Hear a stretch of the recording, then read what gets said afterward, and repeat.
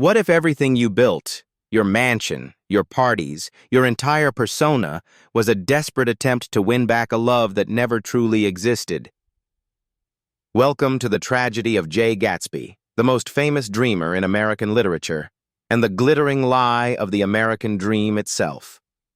F. Scott Fitzgerald published The Great Gatsby in 1925, right in the heart of the Jazz Age, an era he essentially named and defined. Though initially a commercial disappointment, this slim novel has become the definitive portrait of 1920s America, its excess, its emptiness, and its impossible promises.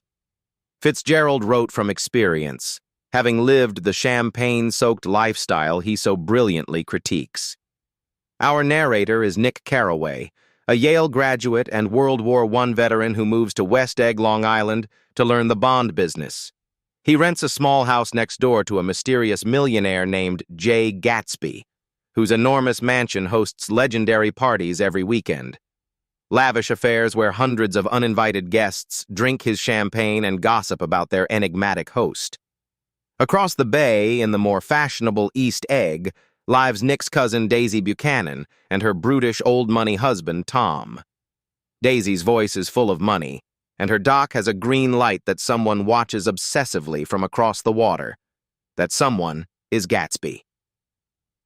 Nick soon discovers the truth.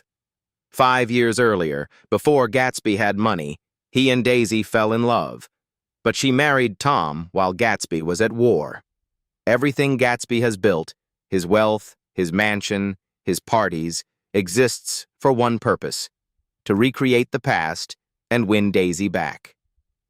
Gatsby enlists Nick to arrange a reunion. The meeting is awkward, then magical. For a brief, golden moment, Gatsby believes he's succeeded. He and Daisy begin an affair, but the past cannot be repeated, no matter what Gatsby insists. During a sweltering day in Manhattan, the tensions explode. Tom confronts Gatsby, exposing his criminal connections and new money origins. Daisy, forced to choose, retreats to the safety of her marriage. On the drive back, Daisy, driving Gatsby's car, strikes and kills Tom's mistress, Myrtle Wilson. Gatsby takes the blame, waiting outside Daisy's house all night to protect her. But Daisy doesn't call. She and Tom close ranks. Myrtle's husband, George, discovers the car belongs to Gatsby and shoots him dead in his pool. At Gatsby's funeral, almost no one comes. The hundreds who drank his champagne have vanished. Nick is left to contemplate the wreckage.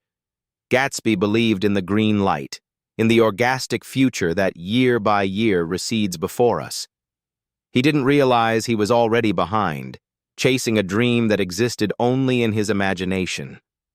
At its heart, this is a novel about the corruption of the American dream.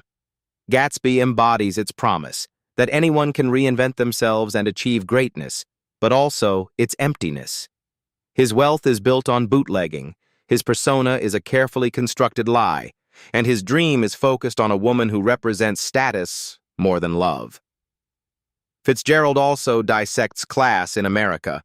Old money, Tom and Daisy, is careless and cruel, destroying lives and retreating into their wealth. New money, Gatsby, can never truly belong, no matter how big the mansion. And underlying everything is a devastating critique of nostalgia. Gatsby's tragic flaw is his belief that you can repeat the past, that time can bend to the force of your wanting. You can't. The past is gone, and the future Gatsby imagines is just another beautiful lie. The Great Gatsby remains essential because Fitzgerald's prose is simply gorgeous, lyrical, precise, and unforgettable. But more than that, it's a book about America that somehow becomes more relevant with each passing decade.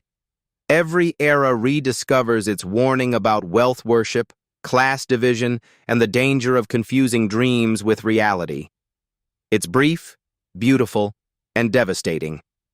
Subscribe for a new classic every week.